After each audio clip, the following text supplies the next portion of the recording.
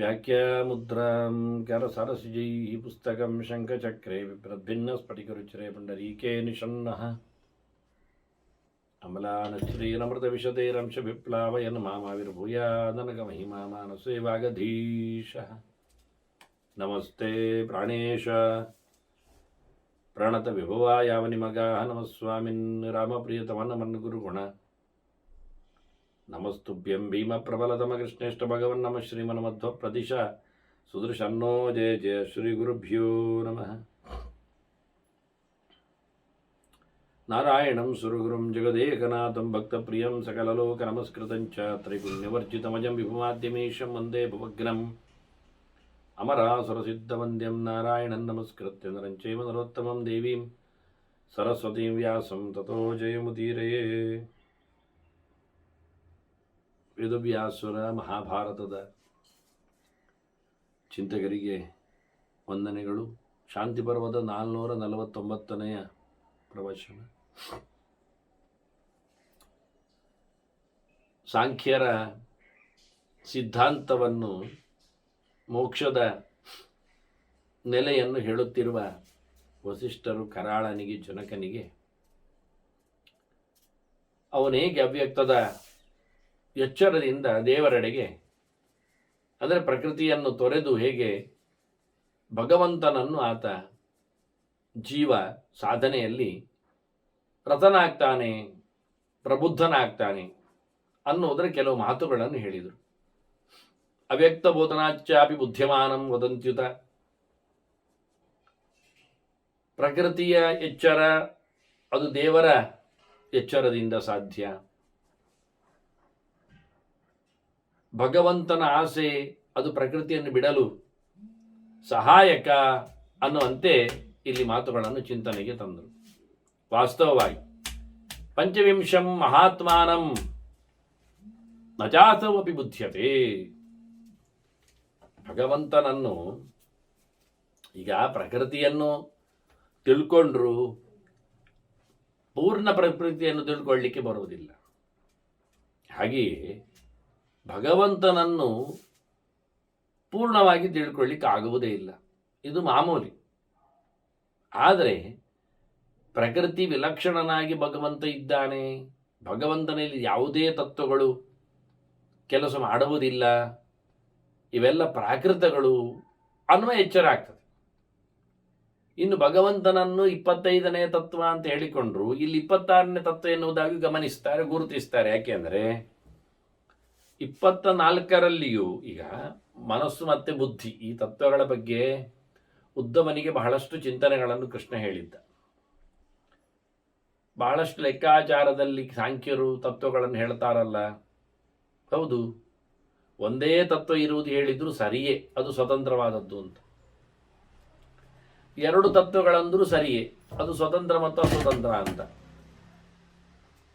ಇಲ್ಲ, ತತ್ವಗಳು 5 ಹೇಳಿದ್ರು ಆಗ್ತದೆ, ಪಂಚಭೂತಗಳು ಅಂತ ಹೇಳುತ್ತ. ಹೀಗೆ ತತ್ವಗಳನ್ನು ಎಷ್ಟು ಕಡಿಮೆಯಲ್ಲಿ 3 ಹೇಳಬಹುದು, ತ್ರಿಗುಣಗಳು ಅಂತ ಹೇಳುತ್ತಾ ಪ್ರಕೃತಿ ತತ್ವಗಳನ್ನು ಮಾತ್ರ ಗಮನಿಸಿ. ಹೀಗೆ ಯಾವ್ಯಾವುದೋ ಲೆಕ್ಕಾಚಾರದಲ್ಲಿ ತತ್ವಗಳನ್ನು ಹೇಳುವ ಮೂಲಕ ಮನಸ್ಸು ಮತ್ತು ಬುದ್ಧಿಯನ್ನು 2 ಗುರುತಿಸಿದರೆ 26 ತತ್ವ ಆಗ್ತದೆ ಭಗವಂತನನ್ನು ಇಟ್ಟುಕೊಂಡಾಗ. ಕೆಲವೊಮ್ಮೆ ಭಗವಂತನನ್ನು ಮತ್ತು ಲಕ್ಷ್ಮಿಯನ್ನು ಒಂದೇ ತತ್ವವಾಗಿ ಗಮನಿಸುವುದು ಉಂಟು, ಇದೊಂದು ಲೆಕ್ಕಾಚಾರ ಆಗ್ತದೆ. ಹೀಗೆ ಷಡ್ವಿಂಶ ಅಂತ ಹೇಳಿಕೊಂಡು ಸಹ ಕೆಲವೆಡೆ ಪುರಾಣಗಾರರು 26ನೇ ತತ್ವವಾಗಿ ಭಗವಂತನನ್ನು ಹೇಳುತ್ತಾ ಇದ್ದಾರೆ. ಈ ಪ್ರಪಂಚವನ್ನು ಪಂಚಕ ಅಂತ ಹೇಳಿಕೊಂಡು 5 ಗುಂಪು ಅಂತ ಪ್ರಪಂಚ ಅಂತ ಮಾಡಿಬಿಡ್ತಾರೆ ಅವರು. 5 ಭೂತಗಳು ಇದ್ದ ಹಾಗೆ, 5 ಇಂದ್ರಿಯಗಳು ಇದ್ದ ಹಾಗೆ, 5 ಜ್ಞಾನೇಂದ್ರಿಯಗಳು ಬರುವ ಹಾಗೆ, 5 ವಿಷಯಗಳನ್ನು ನೆಲೆಸಿಕೊಂಡ ಹಾಗೆ, ಮತ್ತು 5 ಅಂತರಿಂದ್ರಿಯಗಳೆಡೆಗೆ ಮನಸ್ಸು, ಚಿತ್ತ, ಅಹಂಕಾರ, ಬುದ್ಧಿ, ಚೇತನ ಅಂತ ಹೇಳಿ ಹೀಗೆ ಪಂಚವಿಂಶ ಅಂತೇಳಿ 25 ಹೊರಗಿನಿಂದಲೇ ಲೆಕ್ಕಕ್ಕೆ ಕೊಟ್ಟು, ಇದನ್ನು ಹೊರಗಿನಿಂದ ಅದರ ಆಚೆಗೆ ನಿಂತ ಭಗವತ್ ತತ್ವವನ್ನು, ಲಕ್ಷ್ಮಿಯ ಚಿಂತನೆಯನ್ನು 26ರಲ್ಲಿ, ಲಕ್ಷ್ಮಿಯನ್ನು ಪ್ರತ್ಯೇಕ ಹೇಳಿದರೆ 27ರಲ್ಲಿ ದೇವರನ್ನು ಹೇಳಿದ್ದು ಉಂಟು. ಹೀಗೆ ಷಡ್ವಿಂಶಂ ವಿಮಲಂ ಶುದ್ಧಂ ಅಪ್ರಮೇಯಂ ಸನಾತನಂ 25 ಪ್ರಕಾರಕವಾದ ಪ್ರಪಂಚವನ್ನು ನೋಡಿಕೊಂಡ್ರೆ ಅದರ ಆಚೆಗೆ ಶುದ್ಧವಾದ ದೋಷವಿಲ್ಲದ ನಿರಂತರವಾಗಿ ನೆಲೆಗೊಂಡ ಪೂರ್ಣವಾಗಿ ತಿಳಿಯಲು ಅಸಾಧ್ಯವಾದಂಥ ಸಂಗತಿ ಭಗವಂತ. ಹಾಗಾಗಿ ಸತತಂ ಪಂಚವಿಂಶಂಚ ಚತುರ್ವಿಂಶಂಚ ಬುದ್ಧ್ಯತೆ. ಈಗ ಅವನು 24 25 26 ತಿಳಿದವನು ತಿಳಿದ ಅಜ್ಞಾನೆ ಅಂತೇಳಿ 26 ತಿಳಿದವ 25 ಅದರ ತಂತ್ರದಲ್ಲಿ ನೆಲೆಗೊಂಡ ಚತುರ್ವಿಂಶತಿ ತತ್ವವನ್ನು ಅನುಸಂಧಾನಕ್ಕೆ ತರ್ತಾನೆ. ಇಲ್ಲಿ ಸಾಂಖ್ಯ ಚಿಂತನೆಯಲ್ಲಿ 26 ಅಂಶಗಳ ಮಾತ್ರವೇ ಮಾತುಗಳು ಬರುವಂಥದ್ದು. ಬಹಳ ಎರಡು ಒಂದೇ ಲೆಕ್ಕಾಚಾರದ ಅನುಸಂಧಾನ ಮಾಡಲಿಕ್ಕೆ ಆಗ್ತದೆ. ನಾನೀಗ ಹೇಳಿದ ಹಾಗೆ ಇದನ್ನೆಲ್ಲ ಉದ್ದವನಲ್ಲಿ ಕೃಷ್ಣ ಹೇಳಿರ್ತಾನೆ. ಅದು ಸತ್ಯವೇ, ಸರಿಯೇ, ತಾತ್ವಿಕರ ಲೆಕ್ಕಾಚಾರ ಅಂತ. ಬುದ್ಧಿಮಾನಃ ಯದಾತ್ಮಾನಂ ಅನ್ಯೋಹಮಿತಿ ಮನ್ಯತೆ ತದಾ ಪ್ರಕೃತಿ ಮಾನ್ ಯಶಃ ಭವತಿ ಅವ್ಯಕ್ತಲೋಚನ. ಯಾವಾಗ ತನ್ನನ್ನು ಜೀವ ಭಿನ್ನನು, ಪ್ರತ್ಯೇಕನು, ಬೇರೆಯು ಎಂದು ತಿಳ್ಕೊಳ್ಳುತ್ತಾನೆ, ತನ್ನಲ್ಲಿ ಇತರ ತತ್ವಗಳ ಪ್ರವೇಶಗಳನ್ನು ಅನುಸಂಧಾನಕ್ಕೆ ತರ್ತಾನೆ, ಇವೆಲ್ಲ ಪ್ರಾಕೃತವಾದದ್ದು ಅಂತ ಅರಿವಿಗೆ ಬಂದಾಗ ಅವನಿಗೆ ಪ್ರಧಾನ ಅಂದರೆ ಅವ್ಯಕ್ತ ಪ್ರಕೃತಿಯ ಪರಿಚಯ ಆಗ್ತದೆ. ಇದರಿಂದಾಗಿ ಬಿಡಬೇಕಾದ ಯಾವುದು ಅಂತ ಅರ್ಥ ಮಾಡಿಕೊಳ್ತಾನೆ. ತತಃ ತ್ಯಜತಿ ಅವ್ಯಕ್ತಂ. ಹೀಗಾಗಿ ಪ್ರಕೃತಿ ಧರ್ಮಗಳನ್ನು ಹೊರಗಾಗ್ತಾನೆ. ಪ್ರಕೃತಿಯ ಧರ್ಮಗಳೇನು? ಸರ್ಗ ಪ್ರಳಯ ಧರ್ಮಿಣಂ, ಹುಟ್ಟು ಸಾವುಗಳು ಪ್ರಾಕೃತವಾದ ಧರ್ಮಗಳು, ಪ್ರಾಕೃತವಾದ ದೇಹಕ್ಕೆ. ಜೀವನಿಗೆ ಹುಟ್ಟು ಸಾವುಗಳಿಲ್ಲ. ಆದ್ರಿಂದ ನಿರ್ಗುಣ ಪ್ರಕೃತಿಂ ವೇದ ಗುಣಯುಕ್ತ ಮಚೇತನ. ಇವನು ಗುಣಾತೀತನಾಗಿ ಅಪ್ರಾಕೃತನಾಗಿ ಅಂದರೆ ಪ್ರಾಕೃತ ದೇಹಾದಿಗಳಿಂದ ದೂರನಾಗಿ ಗುಣತ್ರಯದ ಈ ಪ್ರಕೃತಿಯನ್ನು ತಿಳ್ಕೊಳ್ತಾನೆ. ಅದರ ಪ್ರಾಕೃತತೆ ಏನಂದ್ರೆ ಜಡತ್ವವನ್ನು ತಿಳ್ಕೊಳ್ತಾನೆ. ಅದಕ್ಕೂ ಚಿತ್ ಪ್ರಕೃತಿಯ ಮಹಾಲಕ್ಷ್ಮಿ ಅನುಗ್ರಹ ಬೇಕವನಿಗೆ.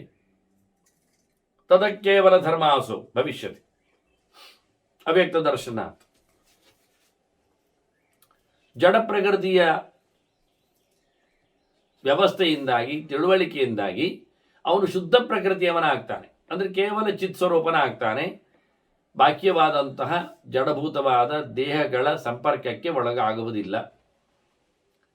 ಮೊದಲು ಒಳಗಾಗದಂತೆ ಅವನು ಧಾರಣೆಯಲ್ಲಿ ಇರ್ತಾನೆ. ಮುಂದೆ ಮೋಕ್ಷಕ್ಕೆ ಹೋಗುವಾಗ ತನ್ನ ಅಂತಿಮ ದೇಹದ ನೆಲೆಯಲ್ಲಿ ಲಿಂಗದೇಹವನ್ನು ಪರಿತ್ಯಾಗ ಮಾಡ್ತಾನೆ. ಹಾಗಾಗಿ ಈತ ಬಹಳ ಚಂದವಾಗಿ ಜಡ ಮಿಶ್ರಣ ಅಲ್ಲದ ರೀತಿಯಲ್ಲಿ ಕೇವಲೇನ ಸಮಾಗಮ್ಯ ಶುದ್ಧ ಚಿತ್ ಸಮಾಗಮ ವಿಮುಕ್ತ ಆತ್ಮಾನಂ ಆಪ್ನುಯಾತ್. ಜಡದೇಹದಿಂದ ಭಿನ್ನನಾಗಿ ಭಗವಂತನನ್ನು ಆತ ಜ್ಞಾನದಲ್ಲಿ ತಿಳ್ಕೊಳ್ತಾನೆ, ಪಡೆಯಲು ಪಡಿತಾನೆ. ಏತದ್ವೈ ತತ್ವಮಿತ್ಯಾಹು. ನಿಜವಾಗಿ ತತ್ವ ಅಂದರೆ ಇದು ಯಥಾರ್ಥವಾದ ಇರುವಿಕೆಯಲ್ಲಿ ಸಿಕ್ಕಿದ ಸಂಗತಿ. ಯಾವುದೇ ರೀತಿಯಾದ ಭಿನ್ನ ಧರ್ಮಗಳದರಲ್ಲಿ ಬಾರದೇ ಇರುವಂಥದ್ದು. ನಿಸ್ತತ್ವಂ ಅಜರಾಮರ. ಅದರಲ್ಲಿ ಬೇರೆಯಾದ ಭೌತವಾದ, ಪ್ರಾಕೃತವಾದ ಇತರ ತತ್ವಗಳ ಸಮಾವೇಶ ಇಲ್ಲ. ಇಂದ್ರಿಯಗಳಾಗಲಿ, ಭೂತಗಳಾಗಲಿ, ವಿಷಯಗಳಾಗಲಿ ಅಲ್ಲಿ ಸಂಪರ್ಕಿಸಿಲ್ಲ.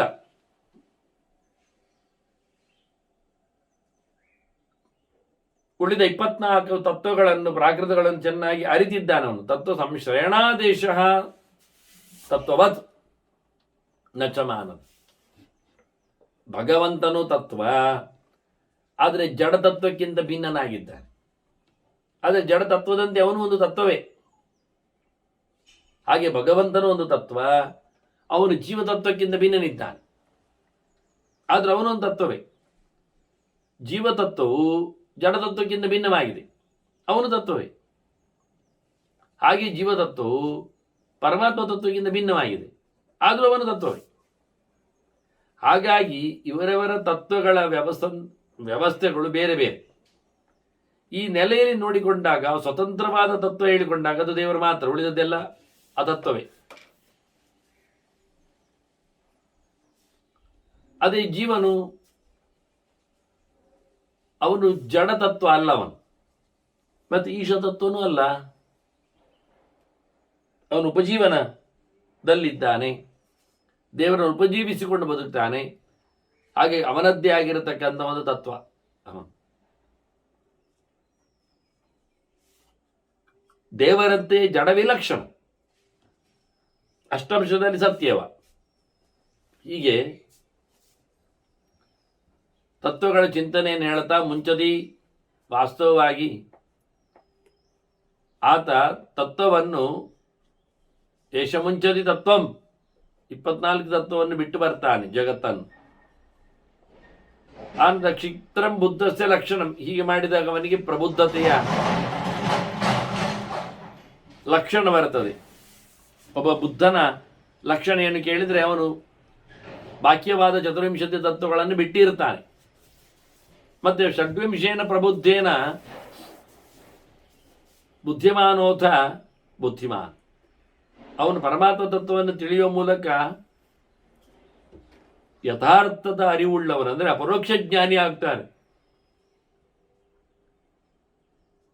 ಅದಕ್ಕೆ ಕಾರಣವಾದದ್ದು ಪ್ರಾಕೃತವಾದ ಚತುರ್ವಿಂಶತಿ ತತ್ವವನ್ನು ತಿಳಿಯುವುದು, ಅದು ತಾನಲ್ಲ ಅನ್ನುವುದರ ಚಿಂತನೆಯ ಜೊತೆಯಲ್ಲಿ ಶುದ್ಧವಾದ ಭಗವತ್ ತತ್ವವನ್ನು ಸಾಧನೆಗಾಗಿ ಪಡೆದಿರುವಂಥದ್ದು. ಹೀಗೆ ಏವಂ ನಾನಾತ್ಮ ಮಿತ್ಯುಕ್ತಂ ಸಾಂಖ್ಯಶ್ರುತಿ ನಿದರ್ಶನ. ಹೀಗೆ ಸಾಂಖ್ಯರಲ್ಲಿ ಭಿನ್ನತೆಯನ್ನು, ಭೇದವನ್ನು ಹೇಳಿದ್ದಾರೆ. ಉನ್ನತ ತತ್ವಗಳು ಬೇರೆ ಬೇರೆಯಾಗಿವೆ, ಎಲ್ಲವೂ ತತ್ವವೇ, ಎಲ್ಲವೂ ಸತ್ಯವೇ, ಎಲ್ಲವೂ ಕಾಲದಲ್ಲಿ ನೆಲೆಗೊಂಡದ್ದೇ. ಆದರೆ ಈಶನ ಇರುವೇ ಬೇರೆ,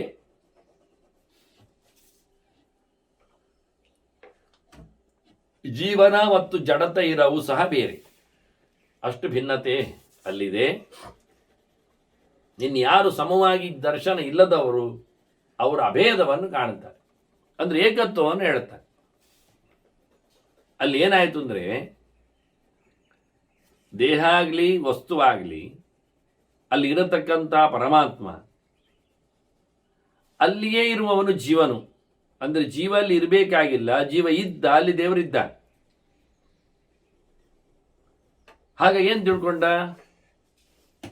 ಜೀವ ತನ್ನನ್ನೇ ದೇವರು ಅಂತ ಭ್ರಮಿಸಿದವ, ಅಲ್ಲೇ ದೇವರು ಇರ್ಲಿಕ್ಕೆ ಹೋಗಿ, ಇವನ ವ್ಯಾಪಾರದ ಜೊತೆಯಲ್ಲಿ ಅವನ ವ್ಯಾಪಾರ ಆಗಲಿಕ್ಕೆ ಹೋಗಿ ಹೇಗೆ ಪ್ರಕಾರವಾಗಿ ನೆರಳಿನಂತಹ ಆಕ್ಷನ್ ಅವ ತಿಳ್ಕೊಂಡ ನಾನೇ ಮಾಡಿದೆ ಅಂತ, ಮತ್ತು ನಾನೇ ದೇವರು ಅಂತ. ಹೀಗೆ ಮನುಷ್ಯ ಒಂದೇ ಕಡೆ ಚೇತನ ಮತ್ತು ಈಶ, ಜೀವ ಮತ್ತು ಜಡ, ಜೀವ ಮತ್ತು ದೇವ ಒಂದೇ ಕಡೆ ಇರ್ಲಿಕ್ಕೆ ಹೋಗಿ ಚೇತನೇನ ಸಮೇತಸ್ಯ ಪಂಚವಿಂಶತಿಗಸ್ಯ ಚ, ದೇವರು ಜೀವನಲ್ಲಿ ಇರ್ಲಿಕ್ಕೆ ಹೋಗಿ, ನಿಜವಾಗಿ ಜೀವನ ದೇವರಲ್ಲಿ ಇರುವುದು, ಅವನ ರಿಫ್ಲೆಕ್ಷನ್ ಪ್ರತಿಬಿಂಬವಾಗಿ. ಹೀಗೆ ಒಂದೇ ಕಡೆ ಇರ್ಲಿಕ್ಕೆ ಹೋಗಿ ಅವನು ಒಂದೇನು ತಿಳ್ಕೊಂಡ್ಬಿಟ್ಟ. ಏಕತ್ವಮಯಿ ಭವತ್ಯಸ್ಯ ಯದಾ ಬುದ್ಧಿಯಾನ ಬುದ್ಧತೆ, ಚೆನ್ನಾಗಿ ತಿಳ್ಕೊಳ್ಳದೇ ಇದ್ರೆ ಜೀವನು ದೇವರು ಒಂದೇ ಅಂದುಬಿಡ್ತಾನೆ. ಮೊದಲಿಗೆ ಜೀವವು ದೇಹವು ಒಂದೇ ಅಂದಿತ್ತ, ಜಡದ ಪರಿಚಯ ಆದ ನಂತರ ಜೀವವನ್ನು ಚೆನ್ನಾಗಿ ತಿಳ್ಕೊಳ್ಳದವ, ದೇವರನ್ನು ಚೆನ್ನಾಗಿ ತಿಳಿಯದವ, ಅವನು ತಾನೇ ದೇವರು ಅಂತ ಹೇಳುತ್ತಾನೆ. ಇದು ಭಯಾನಕವಾದಂತಹ ಒಂದು ಬಗೆ. ಪ್ರಬುದ್ಧೇನ ಸಮತಾಯಾತಿ ಬುದ್ಧಿಮಾನ ಅಪ್ರಬುದ್ಧೇನ, ಎಷ್ಟು ತಿಳಿ ಹೇಳಿದರೂ ಅವನಿಗೆ ಅರ್ಥ ಆಗುವುದಿಲ್ಲ. ಅವನು ತನಗೆ ಮತ್ತೆ ದೇವರಿಗೆ ಸಾಮ್ಯ ಇದೆ, ಒಂದೇ ನಾವು ಇದ್ದೇವೆ ಅಂತ ತಿಳ್ಕೊಳ್ತಾನೆ.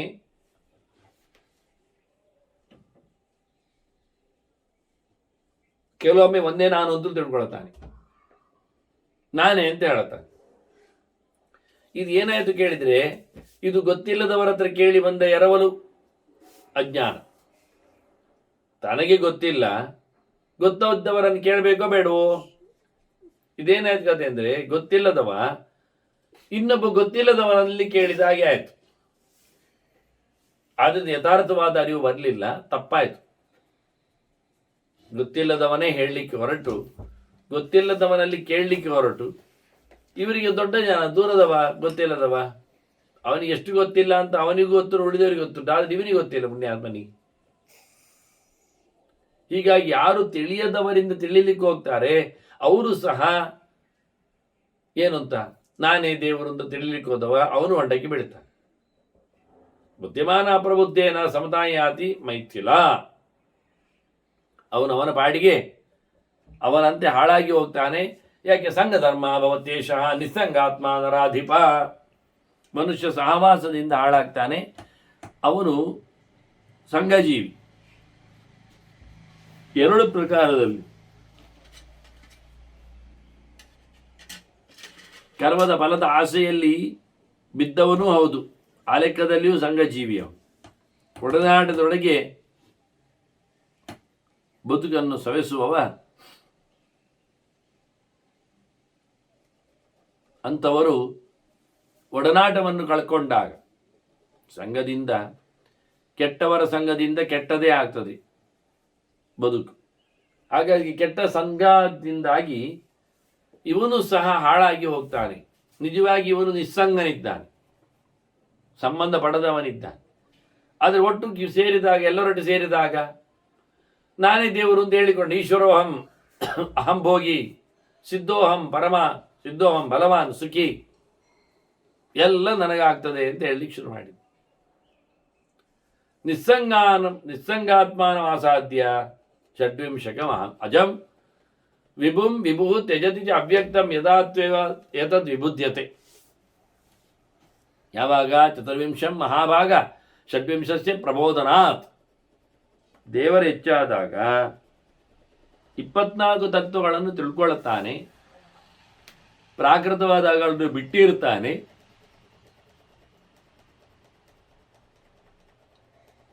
ಭಗವಂತನನ್ನು ಚಿಂತನೆಗೆ ತಳ್ಕೊಳ್ತಾನೆ.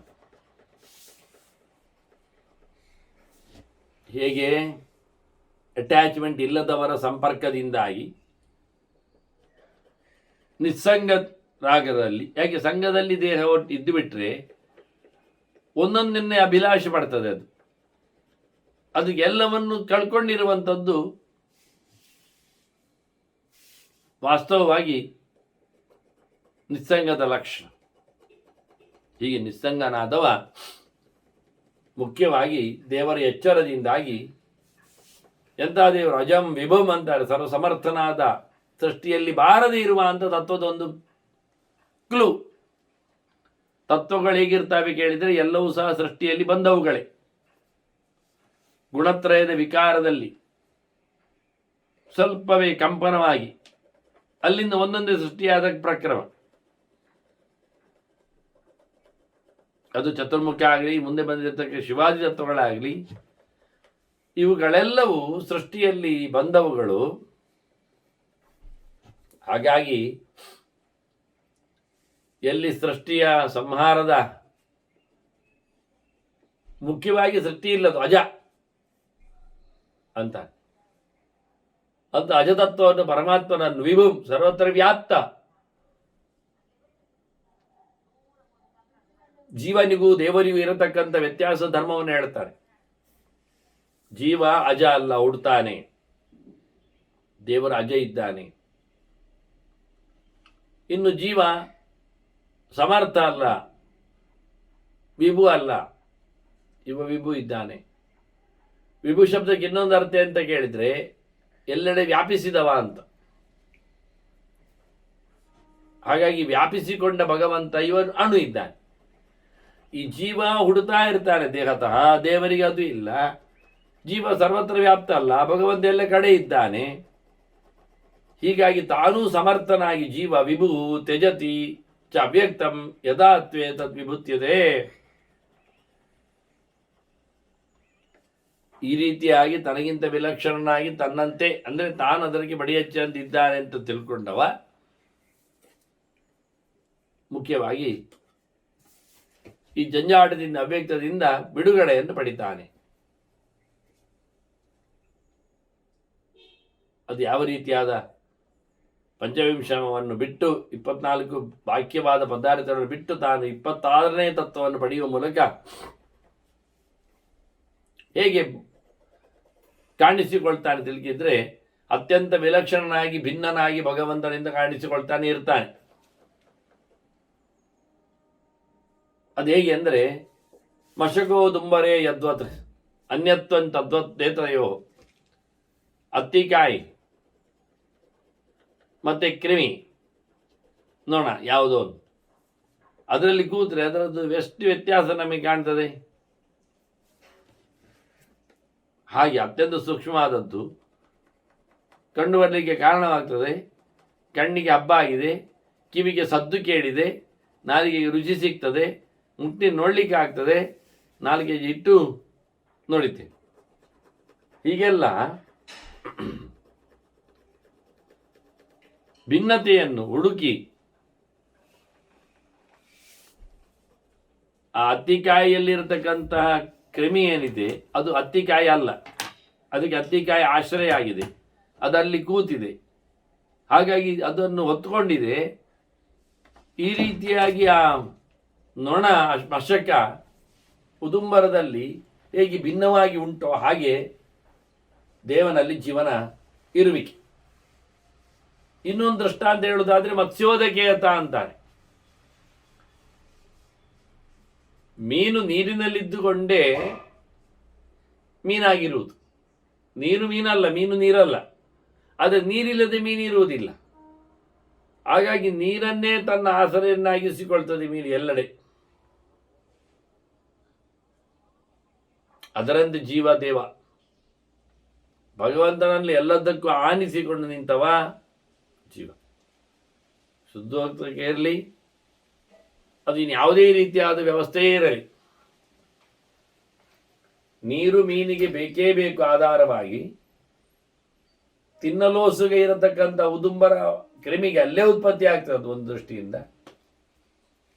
ಹಾಗೆ ಜೀವ ಎಲ್ಲವೂ ಪರಮಾತ್ಮನಲ್ಲಿ ಆಶ್ರಿತವಾಗಿದೆ. ಏತದ್ಧಿ ಮೋಕ್ಷ ಇತ್ಯುಕ್ತ. ಮೋಕ್ಷ ಅಂದ್ರೆ ಇದುವೆ, ಬಿಡುಗಡೆ ಅಂದ್ರೆ ಹೀಗೆ, ಇದುವೇ ಅರ್ಥ ಅಂತಾನೆ. ಏಷ ಮೋಕ್ಷ ಹಿತವ್ಯೇತಿ, ಇವನನ್ನು ಬಿಡುಗಡೆ ಮಾಡಬೇಕು ಅನ್ನತಕ್ಕಂಥ ಯೋಚನೆ ಪ್ರಾಹು ಅವ್ಯಕ್ತ ಗೋಚರಾತ್. ನಾವು ಅವ್ಯಕ್ತಕ್ಕೆ, ಪ್ರಾಕೃತಕ್ಕೆ, ಪ್ರಪಂಚಕ್ಕೆ ಗೋಚರರಿದ್ದೇವೆ, ನಾವು ದೇವರಿಗೆ ಗೋಚರ ಆಗಲಿಲ್ಲ. ನಮ್ದು ಇಲ್ಲಿಯೇ ಸಂಚಾರ ಆಗಲಿಲ್ಲ. ಹಾಗಾಗಿ ಇಲ್ಲಿಂದ ಹೊರಗೆ ಬರಬೇಕು, ದೇವರನ್ನು ಕಾಣಲಿಕ್ಕೆ ತೆರಳಬೇಕು, ಇವನನ್ನು ಬಿಡುಗಡೆ ಮಾಡಬೇಕು ಈ ಗೋಚಾರದಿಂದ, ಈ ಪ್ರಚಾರದಿಂದ ಅನ್ನುವುದಾಗಿ ಸಂಕಲ್ಪದಿಂದ ಭಗವಂತನದ್ದು ಇವ ಮೋಕ್ಷವನ್ನು ಪಡೆಯಲು ಸಮರ್ಥ ಆಗ್ತಾರೆ. ಭಗವಂತನಲ್ಲಿ ಸಂಕಲ್ಪ ಬಾರದೆ ಇವನ ಪ್ರಯತ್ನದಿಂದ ಸಾಧ್ಯ ಆಗುವಂಥದ್ದಲ್ಲ. ಇದು ವಾಸ್ತವವಾದಂತಹ ಕ್ರಮ. ಹೀಗೆ ದೇವರಿಂದ ಅವನು ಮೋಕ್ಷವನ್ನು ಪಡೆದಾಗ ದೇವರಂತೆ ಆಗ್ತಾನೆ ಎನ್ನುವುದು ಸತ್ಯ, ಪ್ರತಿಬಿಂಬನಾದ್ರಿಂದ. ಆದರೆ ಕೆಲವು ಅಂಶಗಳಲ್ಲಿ ಮಾತ್ರ ಅಂತ ಇಲ್ಲಿ ತಿಳಿಸಿಕೊಡ್ತಾರೆ. ಈ ಪಟ್ಟಿಗೆಗೆ ಒಂದು ತಾಲಿಕೆಗೆ ಒಂದು ವಿಶೇಷವಾದಂಥ ಗಮನವನ್ನು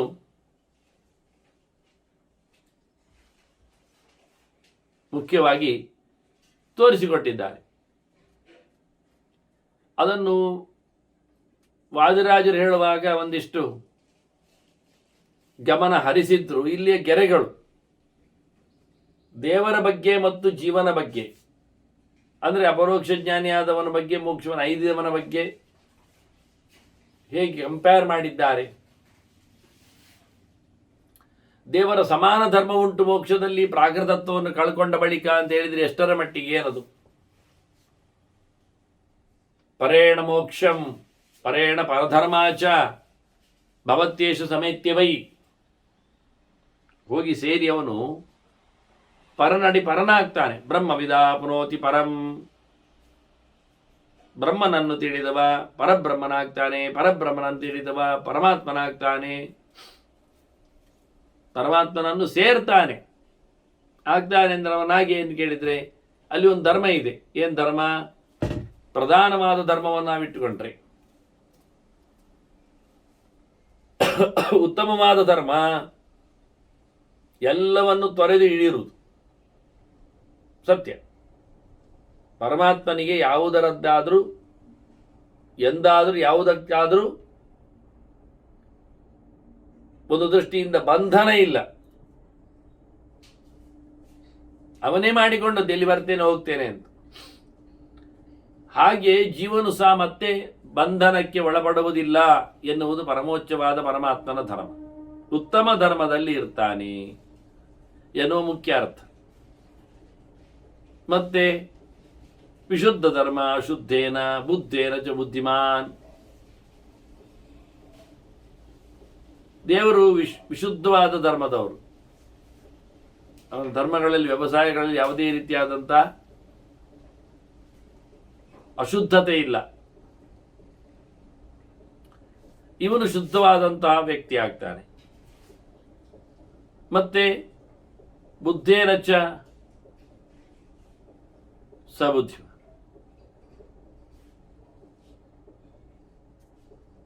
ಬುದ್ಧಿಯ ಅಂದ್ರೆ ಒಂದು ದೃಷ್ಟಿಯಿಂದ ಸರ್ವಜ್ಞ ಅಂತ ಇಟ್ಕೊಳ್ಳಿ. ಜ್ಞಾನ, ಇವನಿಗೆ ಜ್ಞಾನ ಕಡಿಮೆ ಇಲ್ಲ. ಇವನ ಯೋಗ್ಯತೆಯಿಂದ ಜ್ಞಾನ ಇದೆ, ಅವನಿಗೆ ಅದು ಪೂರ್ಣ ಅಂತ ಅನಿಸಿದೆ. ಆದರೆ ಇನ್ನೊಬ್ಬರಲ್ಲಿ ಇರತಕ್ಕದ್ದು ಹ್ರಾಸದ ಬಗ್ಗೆ ಅಧಿಕದ ಬಗ್ಗೆ ಅವನಿಗೆ ಏನಿಲ್ಲ, ಸಂಪೂರ್ಣ ಭಗವಂತನಾಗೆ ಇವ ಜ್ಞಾನರೂಪನು ಚಿದ್ ಶುದ್ಧ ಅನ್ನುವ ಚಿಂತನೆ ಇವರ ಮೋಕ್ಷದ ವ್ಯವಸ್ಥೆಯನ್ನು ಹೇಳ್ತದೆ. ಇನ್ನು ಸಹ ಹೇಳುವುದಾದ್ರೆ ವಿಮುಕ್ತ ಧರ್ಮ ಮುಕ್ತೇನ, ಇವ ಎಲ್ಲವನ್ನು ಕಳಿಸಿಕೊಂಡು ಬಂದಿದ್ದಾನೆ. ದೇವರು ಕಳಿಸಿಕೊಂಡೇ ಇದ್ದಾನೆ.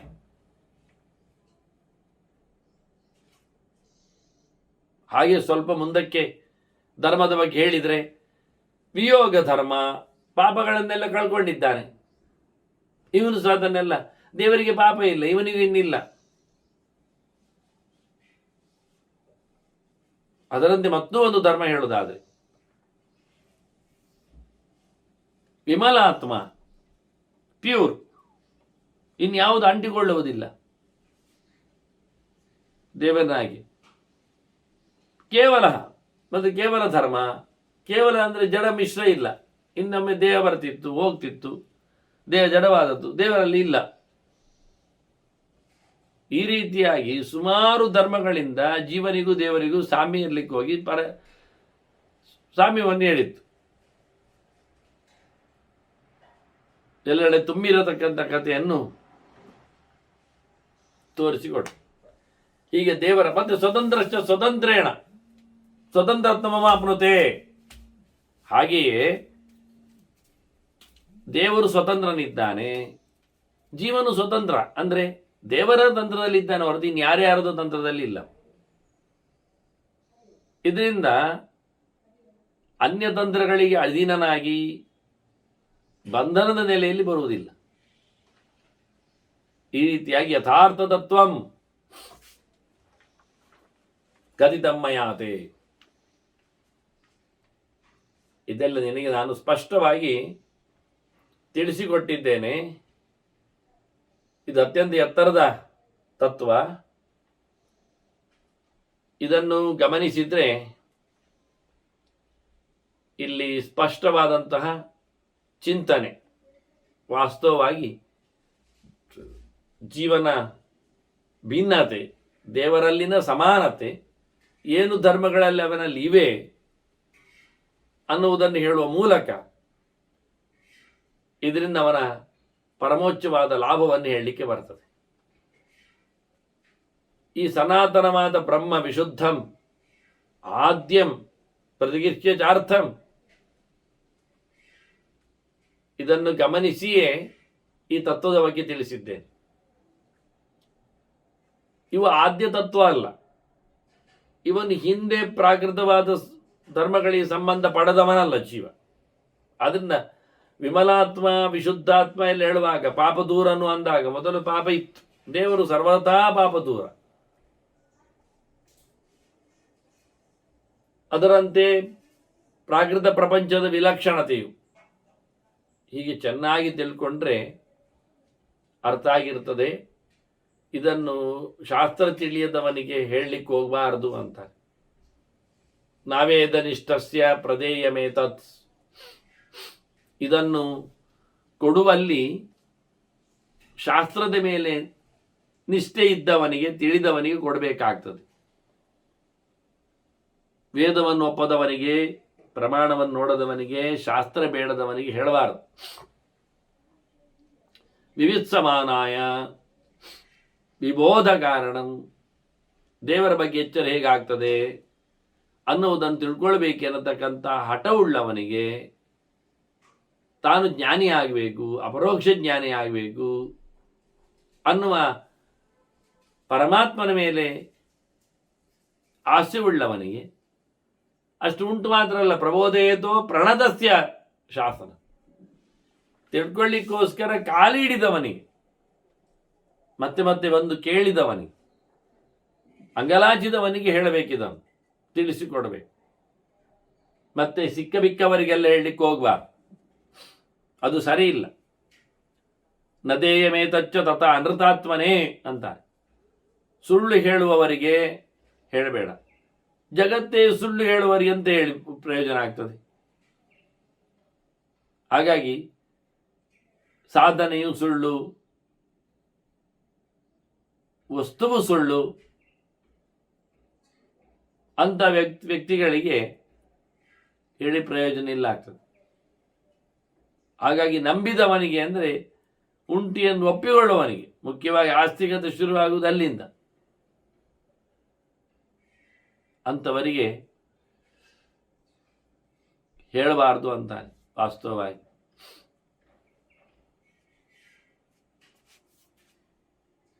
ಅದರೊಟ್ಟಿಗೆ ಸುಳ್ಳು ಹೇಳುವುದು ಮಾತ್ರ ಅಲ್ಲ, ಶಟಾಯ ಕ್ಲೀಬಾಯ ನ ಜಿಹ್ಮ ಬುದ್ಧಯೇ, ಮೋಸಗಾರನಿಗೆ, ಶುಂಠನಿಗೆ, ಧೈರ್ಯ ಇಲ್ಲದವನಿಗೆ, ಆಸಕ್ತಿ ಇಲ್ಲದವನಿಗೆ, ಸತ್ಯ ಒಪ್ಪಿಕೊಳ್ಳದವನಿಗೆ ಹೇಳಲಿಕ್ಕೆ ಹೋಗಬೇಡ. ನ ಪಂಡಿತ ಜ್ಞಾನ ಪರೋಪತಾಪಿನಿ, ಇನ್ನೊಂದು ಗಮ್ಮತ್ತು ಹೇಳಿದರೆ ತನ್ನ ಅರಿವಿನಿಂದ ಇನ್ನೊಬ್ಬರಿಗೆ ತೊಂದರೆ ಮಾಡುವವನಿಗೆ, ಆ ದೃಷ್ಟಿಯಿಂದ ತರ್ಕ ಮಾಡುವವನು ಅಂತಲೂ ಅರ್ಥ, ಪ್ರಮಾಣ ಮಾತುಗಳನ್ನು ತಿರುಚಿ ಹೇಳುವವನು ಅಂತ ಅರ್ಥ. ಇಂಥವರಿಗೆಲ್ಲ ಹೇಳಬೇಡ. ನಮ್ಗೆ ಕೆಲವೊಮ್ಮೆ ಉಂಟು, ಪರವಾಗಿಲ್ಲ ಹೇಳುವ, ಹೇಳ್ತಾರೆ ಇಲ್ಲಿ ವಸಿಷ್ಠರು, ಹೇಳಲಿಕ್ಕೆ ಹೋದ್ರೆ ಒಂದು ತೊಂದರೆ ಆಗ್ತದೆ. ನ ಶ್ರೇಯಸ ಯೋಕ್ಷ್ಯತಿ ತಾದೃಶೇ ಕೃತಂ, ಅಂಥವರಿಗೆ ಬೇಡದಿದ್ದವರಿಗೆಲ್ಲ ಹೇಳಿದರೆ ಅದು ನಮಗೆ ಒಳ್ಳೆಯದಾಗುವುದಿಲ್ಲ. ಹೇಳಿದವರಿಗೆ ಧರ್ಮ ಪ್ರವಕ್ತಾರಂ ಅಪಾತ್ರದಾನಾತ್, ಅಯೋಗ್ಯನಿಗೆ ಕೊಟ್ಟಿದ್ದರಿಂದ ಹೇಳುವವನು ಹಾಳಾಗ್ತಾನೆ. ಕೇಳುವವನಿಗೆ ಬಿಡಿ, ಅವನು ಅಯೋಗ್ಯನು. ಒಳ್ಳೆಯವರಾದರೆ ನಾವು ಹೇಳಿದ್ದು ಒಳ್ಳೆಯವರಾಗ್ತಾರೆ, ನಾವಂತೂ ಹೇಳೋದು ಹಾಗೆ ಮಾಡಬೇಡ. ಒಳ್ಳೆಯವರಲ್ಲದವರು ಕೇಳಲಿಕ್ಕೆ ಹೋದ್ರೆ ಒಳ್ಳೆಯವರು ಆಗುವುದಿಲ್ಲ ಎನ್ನುವುದು ಸತ್ಯ, ಅದು ಸಮವೇ. ಆದರೆ ಒಳ್ಳೆಯವರಲ್ಲ ಅಂತ ಗೊತ್ತಾಗಿ ಹೇಳ್ತಾನಲ್ಲ ಒಳ್ಳೆಯವ, ಅವನದ್ದು ಪಾಪ ಖಾಲಿ ಆಗ್ತದೆ, ಅವನದ್ದು ಪುಣ್ಯ ಖಾಲಿ ಆಗ್ತದೆ, ಪಾಪ ಅವನಿಗೆ ಅಂಟುತ್ತದೆ. ಯಾಕೆ? ಅಪಾತ್ರ ದಾನ ಮಾಡಿದ್ದಕ್ಕೆ ಅವನು ಯೋಗ್ಯ ಅಲ್ಲ, ಆದರೆ ಇವನಿಗೆ ಒಳಿತಾಗುವುದಿಲ್ಲ. ಸರಿ ಇಲ್ಲದವನಿಗೆ ಕೊಡ್ಲಿಕ್ಕೆ ಹೋದ್ರೆ ಒಳ್ಳೆಯವನು ಅವನು ಪಾಪಿ ಅನಿಸ್ತಾನೆ. ಅಲ್ಲ, ಅವರು ನಮಗೆ ಎಂಥದ್ದು, ಅವರು ನಮಗೆ ಸುಮಾರಾಗಿ ಎಂಥದ್ದು ಕೇಳ್ತಾನೆ, ಅವರು ನಮಗೆ ಸುಮಾರಾಗಿ ದುಡ್ಡು ಕೊಡ್ತಾರೆ, ದಕ್ಷಿಣೆ, ಸಂಭಾವನೆ, ಕಾಣಿಕೆ ಇಡ್ತಾರೆ. ಆದ್ರೆ ನಾವು ಹೇಳ್ಬೋದು, ವಸಿಷ್ಠರು ಹೇಳ್ತಾರೆ ಎಷ್ಟು ಕೊಡ್ತಾರೆ, ಅದು ಕವರು ದಪ್ಪ ಇರ್ತದೆ, ಗೊತ್ತಿಲ್ಲ, ಅದು ಪ್ರಯೋಜನ ಆಗಲಿಲ್ಲ. ಎಷ್ಟು ಕೊಡ್ತಾರೆ ಕೇಳು, ಎಷ್ಟು ಕೊಟ್ಟಾರು? ಅದು ಕೇಳ್ತಾನೆ, ಪೃಥ್ವೀಮಿಮಾಂ ಯದ್ಯಪಿ ರತ್ನಪೂರ್ಣಾಂ ದದ್ಯಾತ್ ನದೇಯಂ ಇದಂ ಅವರತಾಯ, ಸಮ ಇಲ್ಲದವನಿಗೆ ನೀನು ಕೊಡಬೇಡ, ಅವರು ಇಡೀ ನೆಲವನ್ನೇ ನಿನಗೆ ದಾನ ಮಾಡ್ತೇನೆ ಅಂತ ಹೊರಟರು. ದಕ್ಷಿಣೆ ಬೇಡವಾ? ದಕ್ಷಿಣ ಸಮೇತ ನೆಲದಲ್ಲಿದ್ದ ಎಲ್ಲ ಸೊತ್ತುಗಳೊಂದಿಗೆ ಈ ನೆಲವನ್ನು ನಿನಗೆ ದಾನ ಮಾಡುವುದು, ಭೂದಾನ. ದಕ್ಷಿಣೆ ಈಗ ಏನೆಲ್ಲ ಉಂಟು, ಎಲ್ಲರ ಪೆಟ್ಟಿ ಅದೆಲ್ಲ ನಿನಗೆ ಬೇಡ. ಅವರಿಷ್ಟು ಕೊಡ್ತೇನೆ ಹೇಳಿದ್ದಾರೆ, ಹೇಳಲಿಯ? ಬೇಡ ಮಾರಾಯ ಅಂದ. ಬ್ರಹ್ಮವಿದ್ಯೆ ಮಾರಲಿಕ್ಕೆ ಕೊಟ್ಟದ್ದಲ್ಲ, ಅದಕ್ಕೆ ಸಬ್ಸ್ಟಿಟ್ಯೂಟ್ ಆಗಿ ಎಂದು ಸಂಪತ್ತು ಇರುವುದಿಲ್ಲ. ಇದು ವಿಶ್ವಾಸದ ಮೇಲೆ ದಾನ ಮಾಡಲಿಕ್ಕೆ ಬರುವಂಥದ್ದು.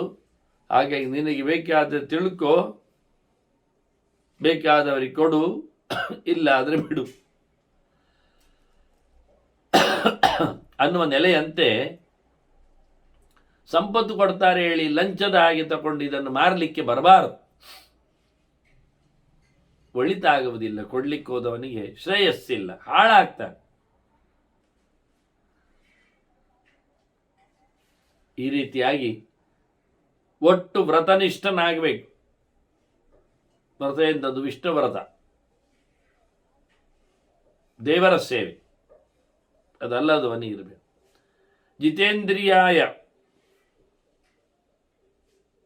ನಿಜವಾಗಿ ಇಂದ್ರಿಯಗಳ ಮೇಲೆ ಕಂಪ್ಲೀಟ್ ಕಂಟ್ರೋಲ್ ಇದ್ದವನಲ್ಲಿ. ಜಿತೇಂದ್ರಿಯಾಯೈವ ಅಸಂಶಯಂತೆ ಭವೇತ್ ಪ್ರದೇಯಂ ಪರಮಂ ನರೇಂದ್ರ. ಇದು ಮುಖ್ಯವಾಗಿ ಸಿಗಬೇಕಾದ್ದು ಯಾರಿಗೆ ಕೇಳಿದರೆ, ವಾಸ್ತವವಾಗಿ ಇಂದ್ರಿಯಗಳ ಮೇಲೆ ಹತೋಟಿಯನ್ನು ಕಟ್ಟಿಕೊಂಡು, ಇಂದ್ರಿಯಗಳು ಬೇಕಾಬಿಟ್ಟಿಗೆಲ್ಲವೂ ತಿರುಗದೆ, ಎಲ್ಲವೂ ಸಹಜವಾಗಿ ಭಗವಂತನ ಎಚ್ಚರವನ್ನು ಸಂಪಾದಿಸಿಕೊಂಡು ಭಗವಂತನಿಗಾಗಿ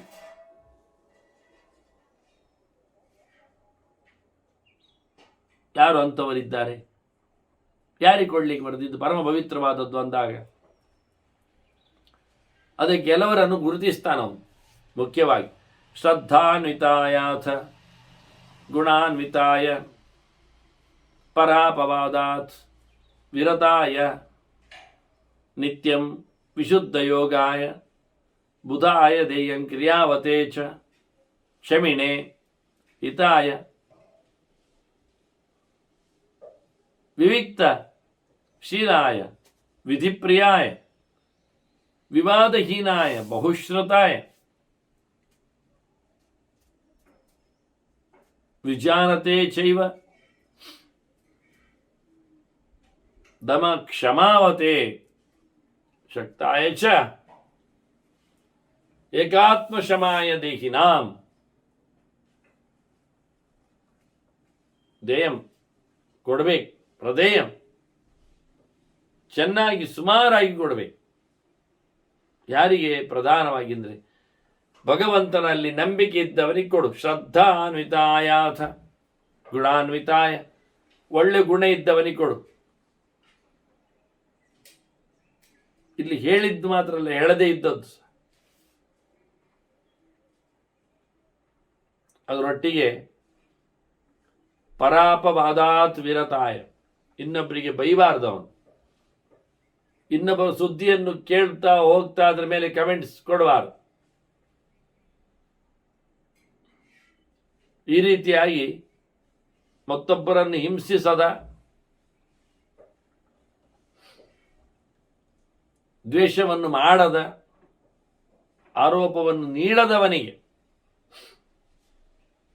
ನಿತ್ಯಂ ವಿಶುದ್ಧ ಯೋಗ, ಶುದ್ಧವಾದ ಭಗವಂತನೆಡೆಗೆ ತನ್ನ ಮನಸ್ಸನ್ನು ಕಳಿಸಿಕೊಡ್ತಾ ಇರುವವನಿಗೆ, ತನ್ನ ಆಚಾರವನ್ನು ಪರಿಶುದ್ಧವಾಗಿ ಇಟ್ಟುಕೊಂಡವನಿಗೆ,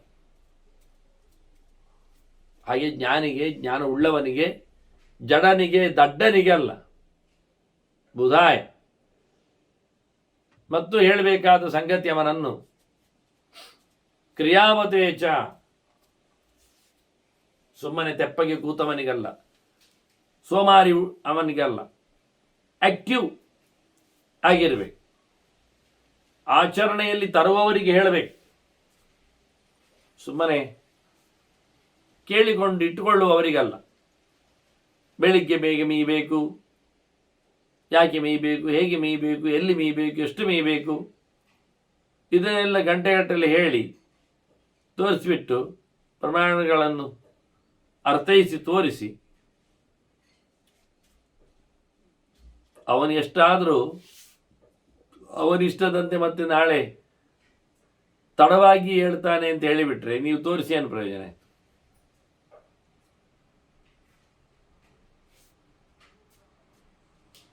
ಆದ್ದರಿಂದ ಸಹಜವಾಗಿಯೇ ಹೇಳಿದ್ದನ್ನು ನಡೆಸುವ ಯೋಗ್ಯತೆ ಇರುವವನು ಬೇಕು. ಕ್ಷಮೆಣೆ ಹಿತಾಯ, ಸಿಟ್ಟು ಮಾಡಿಕೊಳ್ಳಿಕ್ಕಿಲ್ಲ, ಕ್ಷಮಾವಂತ ಆಗಬೇಕು ಅಂಥವನಿಗೆ ಹೇಳಲಿಕ್ಕೆ ಒಳ್ಳೆಯದು. ಎಲ್ಲದರ ಹಿತವನ್ನು ಬಯಸುವವನಿಗೆ, ಭಯೋತ್ಪಾದಕನಿಗಲ್ಲ. ವಿವಿಕ್ತಶೀಲಾಯ, ಇನ್ನು ಹೇಳಬೇಕಾದ್ದು ಜ್ಞಾನವ ಯಾರಿಗೆ ಕೇಳಿದರೆ ಆದಷ್ಟು ಗೌಜಿ ಗದ್ದಲದಲ್ಲಿ ಸೇರುವವನಿಗಲ್ಲ, ಏಕಾಂತದಲ್ಲಿ ಇರುವವನಿಗೆ, ಹತ್ತಿರ ಬಾರದವನಿಗೆ, ದೂರದಲ್ಲಿ ಕೂತವನಿಗೆ.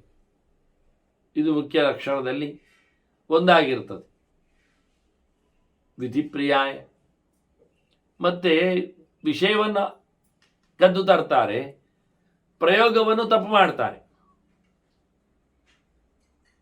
ಅದರ ವಿಧಿಯನ್ನು, ತಂತ್ರಾಂಶವನ್ನು ನಂಬುವುದಿಲ್ಲ, ಇಟ್ಕೊಳ್ಳೋದಿಲ್ಲ. ಅಂಥವ್ರು ಹೇಳಬೇಡ ಅಂತ. ವಿಷಯ ಯಾವತ್ತು ಪ್ರತ್ಯಕ್ಷ ಆಗ್ತದೋ ಅಲ್ಲಿ ಅದರದ್ದು ಮಾಹಿತಿಗಳು ಲಭ್ಯವಾಗ್ತವೆ. ಹೀಗಿರುವಾಗ ನಾವು ಬದಲಾಯಿಸುವುದರಲ್ಲಿ ಅರ್ಥ ಕಾಣುವುದಿಲ್ಲ ಯಾವುದಕ್ಕೂ ಸಹ. ಆದ್ದರಿಂದ ಬದಲಾವಣೆ ಮಾಡದವನಿಗೆ, ಶುದ್ಧತೆಯನ್ನು ಕಾಪಾಡುವವನಿಗೆ ಮುಖ್ಯವಾಗಿ ನೀಡಬೇಕು. ಮತ್ತೆ ಹೇಳಿಕೊಟ್ಟದ್ದನ್ನು ಪ್ರಾಕ್ಟೀಸ್ ಮಾಡಲಿಕ್ಕೆ ಬರುವುದಿಲ್ಲದವನಿಗೆ ಹೇಳಿ ಪ್ರಯೋಜನ ಏನು? ಇದು ಬಹಳ ಸುಲಭವಾದ ವಿಷಯ. ಸಂಧ್ಯಾ ವಂದನೆಯನ್ನು ಉಪನಯನ ದಿವಸ ಮತ್ತೆ ಮಾಡಲಿಕ್ಕೆ ಉಂಟು ಸಂಜೆಯಿಂದ. ಅವನಿಗೇನು ಗೊತ್ತಿಲ್ಲಲ್ಲ ಹೀಗೀಗೆ ಮಾಡಲಿಕ್ಕೆ ಅಂತ ಪದ್ಧತಿಯನ್ನು ತಿಳಿಸಿಕೊಡಬೇಕು. ಆಚಮನದ್ದು, ಪ್ರಾಣಾಯಾಮದ್ದು, ಮತ್ತೆ ಶ್ಲೋಕಗಳ ಚಿಂತನೆ ಮಾಡುವಂಥದ್ದು, ನ್ಯಾಸಗಳದ್ದು, ಈ ರೀತಿಯಾಗಿ ಒಂದೊಂದು ವಿಷಯವನ್ನು ತಿಳಿಸಿಕೊಟ್ಟಾಗ ನಡೆಸ್ತಾನೆ. ಮಾಹಿತಿ ಮತ್ತೆ ಕೊಡಲಿಕ್ಕೆ ಮುಂದೋಗ್ತದೆ. ಹೀಗೆ ವಿಧಿಯನ್ನು ಇಷ್ಟಪಟ್ಟಾಗ ಅಲ್ಲಿನ ಮಾತು ಅರ್ಥ ಆಗ್ತದೆ. ವಿಧಿಯನ್ನು ಯಾಕೆ ಮಾಡುವುದು ಅಂತ ತಿಳ್ಕೊಳ್ಳದೆ ವಿಧಿಯನ್ನು ತಪ್ಪು ಮಾಡಿದರೆ ವಿಷಯ ಹೇಳಿ ಏನು ಪ್ರಯೋಜನ ಆಗ್ತದೆ? ಮತ್ತೆ ಕೆಲವರು ಹೇಳಿಕೊಟ್ರು ಕೇಳಿಕೊಟ್ರು ಗಲಾಟೆ ಮಾಡೋದು, ಚರ್ಚೆ ಮಾಡೋದು. ಅವರಿಗೆ ಮಾಹಿತಿಯನ್ನು ನಡೆಸಿಕೊಡಬೇಕು ಅಂತ ತಾತ್ಪರ್ಯ ಇಲ್ಲ. ನಮ್ಮಲ್ಲಿ ಹೇಳಿಕೊಟ್ಟದ್ದು ಸರಿ ಇಲ್ಲ ಅಂತ ಮಾಡಬೇಕಷ್ಟೇ. ಆದರೆ ಇಂಥವರು ಹೇಳಬೇಡ ಅಂದ್ರು. ವಿವಾದ ಹೀನಾಯ ಹೇಳುವುದಾಗಿದ್ದರೆ ಚರ್ಚೆ ಮಾಡುವವರಿಗೆ ಹೇಳಬೇಡ, ಅದು ಮುಗಿಯುವುದಿಲ್ಲ ಅಂದ್ರು. ಚರ್ಚೆಗಾಗಿ ಕೂತ್ರಿ, ಎಲ್ಲ ತಿಳ್ಕೊಂಡ ನಂತರ ಚರ್ಚೆಯಲ್ಲಿ ನನಗೆ ಕೊನೆ ಆದ ನಂತರ ಮಾಡ್ತೇನೆ ಅನ್ನೋದು ಯಾವತ್ತೂ ಬೋಗಸ್ ಆಗೋದಿಲ್ಲ. ಬಹುಶ್ರುತಾಯ, ಇನ್ನೊಂದು ಗಮ್ಮತ್ತು ಹೇಳ್ತಾರೆ, ತುಂಬ ತಿಳಿದವನಿಗೆ ಕೊಡುವಂತ. ಭಾರಿ ಕೇಳಿದವನಿಗೆ ಕೊಡು. ಕಂಡಾಬಟ್ಟೆ ತಿಳ್ಕೊಂಡವನಿಗೆ ಇದು ಇಷ್ಟ ಆಗ್ತದೆ. ನಾವು ಕೆಲವು ತಿಳ್ಕೊಳ್ಳುವುದಾಗಿ ತುಂಬ ತಿಳಿದವರಿಗೆ ಬೇಡ, ಯಾಕೆ ತುಂಬ ಉಂಟವರಿಗೆ ಅಂತ. ಇಲ್ಲ, ತುಂಬ ತಿಳಿದವರಿಗೆ ತುಂಬ ತಿಳ್ಕೊಳ್ಳಿಕ್ಕೆ ಇಷ್ಟ ಆಗುದು. ಕಮ್ಮಿ ಓದಿದವ ಕಮ್ಮಿ ಓದುದು, ಅವನಿಗೆ ಮತ್ತಷ್ಟು ಬೇಕು ಕಾಣುವುದಿಲ್ಲ. ಅಲ್ಲಿಗೆ ಅವನು ಬೌಂಡ್ರಿ ಹಾಕಿದ್ದಾನೆ, ಗೆರೆ ಎಳೆದಿದ್ದಾನೆ. ಅಂದ ಭಾರಿ ಓದಬೇಕನ್ನುವವರಿಗೆ ಎಷ್ಟು ಬೇಕಾದಷ್ಟು ಕೊಟ್ಟರು ಅರಗಿಸಿಕೊಳ್ಳಿಕ್ಕೆ ಬರ್ತದೆ. ಅದನ್ನು ತುಂಬ ಕೇಳಿದವರಿಗೆ ಕೊಡು ಮಾರಾಯ, ಅವರ ಸೇರ್ಪಡೆ ಆಗ್ತದೆ, ಇನ್ನಷ್ಟು ಜಾಸ್ತಿ ಮಾಡಿಕೊಳ್ತಾರೆ. ಏನು ಕೇಳದವರಿಗೆ ಕೊಟ್ಟರೆ ಅವರು ಕಳೆದಾಗ್ತಾರೆ, ಅವರು ಕೇಳುವುದೇ ಇಲ್ಲ. ಈ ರೀತಿಯಾಗಿ ಕೊಡಬೇಕಾದವರ ಪಟ್ಟಿಯನ್ನು ವಸಿಷ್ಠರು ಹೇಳ್ತಾ ಇದ್ದಾರೆ. ವಿಜಾನತೆ ಚೈವ, ವಿ ಅಂದರೆ ವಿಷ್ಣು ಅಲ್ವಾ, ದೇವರನ್ನು ತಿಳ್ಕೊಳ್ಬೇಕು, ಅಂಬಲ ಇರಬೇಕು, ದೇವರನ್ನು ತಿಳಿದವನಿಗೆ ಕೊಡಬೇಕು. ಚೂರಾದ್ರು ದೇವರನ್ನು ತಿಳ್ಕೊಳ್ಳಿಕ್ಕೆ ಬೇಕಾಗಿದೆ ಅಂತ ಅಷ್ಟಾದರೂ ತಿಳಿಬೇಕಲ್ಲ. ದೇವರು ಜ್ಞೇಯನು, ವೇದ್ಯನು, ಅಷ್ಟು ತಿಳ್ಕೊಳ್ಳದಿದ್ರೆ ಮತ್ತೆ ತಿಳಿಯುವುದೇ? ಮತ್ತೆ ದಮ ಕ್ಷಮಾವತೆ, ದಮ ಇಂದ್ರಿಯ ನಿಗ್ರಹ ಅಂತ ವ್ಯಾಸರೇ ಹೇಳಿತ್ತು. ಅದರೊಟ್ಟಿಗೆ ಶಮೋ ಮನ್ನಿಷ್ಟದ ಬುದ್ಧಿ ಅಂತ, ಶಮ ಭಗವಂತನೆಡೆಗೆ ಸಾಗುವ ಮನೋಭೂಮಿಕೆ, ದಮ ಇಂದ್ರಿಯಗಳನ್ನು ಮನಸ್ಸಿನಲ್ಲಿಟ್ಟುಕೊಳ್ತಕ್ಕಂಥ ಪ್ರಯೋಗಕತೆ. ಈ ರೀತಿಯಾಗಿ ಬಹಳ ಚಂದವಾಗಿ ದೇವರ ಮೇಲೆ ಪ್ರೀತಿ ವಿಶ್ವಾಸ ಉಳ್ಳ, ಶಕ್ತಾಯ ಚ ಏಕಾತ್ಮ ಶಮಾಯ, ಒಂದೇ ಪರಮಾತ್ಮನಲ್ಲಿ ತನ್ನ ನಿಷ್ಠೆಯನ್ನು ಗಟ್ಟಿ ಮಾಡಿದವ, ಪ್ರಧಾನನಾದ ಭಗವಂತನಲ್ಲಿ ತನ್ನನ್ನು ರೂಪಿಸಿಕೊಂಡವ, ಎಲ್ಲವನ್ನು ತೊರೆದು ದೇವರೆಡೆಗೆ ಸಾಗಿ ನಿಂತವನಿಗೆ ಇದನ್ನು ಹೇಳಿಕೊಡ್ಲಿಕ್ಕೆ ಉಂಟು, ಹೇಳಿಕೊಡ್ಲಿಕ್ಕೆ ಬರ್ತದೆ ಅಂತ. ಹೀಗಾಗಿ ಹೇಳಬೇಕಾದ್ದು ಯಾರಿಗೆ, ಹೇಳಬಾರದು ಯಾರಿಗೆ ಅಂತ ಹೇಳಿ ಬಹಳ ಚಂದವಾಗಿ ವಸಿಷ್ಠರು ಬಹಳ ದೀರ್ಘವಾದ ಚಿಂತನೆಯನ್ನೇ ಕೊಟ್ಟಿದ್ದಾರೆ. ಮುಂದೆ ಕರಾಳನಿಗೆ ಅವರು ನೀನು ತಿಳ್ಕೊಂಡಿದ್ದರ ಬಗ್ಗೆ ಅಂತ ಹೇಳಿ ಮಾತನ್ನು ನೀಡುತ್ತಾರೆ. ಹಾಗಾಗಿ ಕರಾಳ ಇವರ ಲೆಕ್ಕದಲ್ಲಿ ಕೇಳುಗ, ಆ ಲೆಕ್ಕದಲ್ಲಿ ಭೀಷ್ಮರು ಹೇಳಿಕೊಳ್ಳುವಾಗ ಧರ್ಮಜಾದಿಗಳು, ಇವರಲ್ಲಿ ಇರತಕ್ಕಂಥ ವಿಶೇಷವಾದಂತಹ ಶ್ರದ್ಧೆ, ಗುಣವಂತಿಕೆ, ಹಾಗೆ ಇನ್ನೊಬ್ಬರನ್ನು ತಾಪಗೊಳಿಸದೇ ಇರುವಂತೆ ಅವರನ್ನು ಸಂತೋಷಗೊಳಿಸುವುದು, ಅದೇ ಲೆಕ್ಕಾಚಾರದಲ್ಲಿ ಪೂರ್ಣವಾದಂತಹ ಪರ ಅಪವಾದದಿಂದ ಎಂದಿಗೂ ಯಾಕೂ ಇನ್ನೊಬ್ಬರು ಸುದ್ದಿ ಇಲ್ಲ. ಇದನ್ನು ಧರ್ಮರಾಜ, ಪಾಂಡವರು ಶುದ್ಧವಾದ ಯೋಗ, ಕ್ಷಮೆ, ಕ್ರಿಯಾಶೀಲತೆ, ಅಂದರೆ ಟೋಟಲಿ ಪ್ರಯತ್ನಶೀಲತೆ, ಕೆಲಸ ಮಾಡಲೇಬೇಕು ಅನ್ನೋ ನೆಲೆಯಲ್ಲಿ ಮತ್ತೆ ಸುಮ್ಮನೆ ತಿಳಿಯದಿದ್ದರೂ ತಿಳ್ಕೊಂಡವರಾಗೆ ಎಲ್ಲಿಯೋ ಕೇಳಿ ಬಂದದ್ದರ ಯಾವುದೋ 4 ಗೆರೆಗಳನ್ನು ಎಲ್ಲಿಯೋ ಬಿಸಾಡಿ ತಿರಿಸಿ ಅದು ಸರಿಯಿಲ್ಲ. ಅಂಥವರು ತಿಳಿದವರನ್ನು ವಿರೋಧಿಸುವವರು. ಅಂಥವರಿಗೆಲ್ಲದೆ ಹೇಳಿಕೊಳ್ಳುವ ನೆಲೆಯಲ್ಲಿ ನೋಡಿಕೊಂಡಾಗ ಜನಕನು ಶುದ್ಧಾತ್ಮನು, ಶ್ರದ್ಧಾವಂತನು, ಗುಣಿಯು, ಪರರ ಮೇಲೆ ಹಿತವುಳ್ಳವನೂ ಆಗಿದ್ದಾನೆ ಎನ್ನುವುದು ಅರ್ಥ ಆಗ್ತದೆ.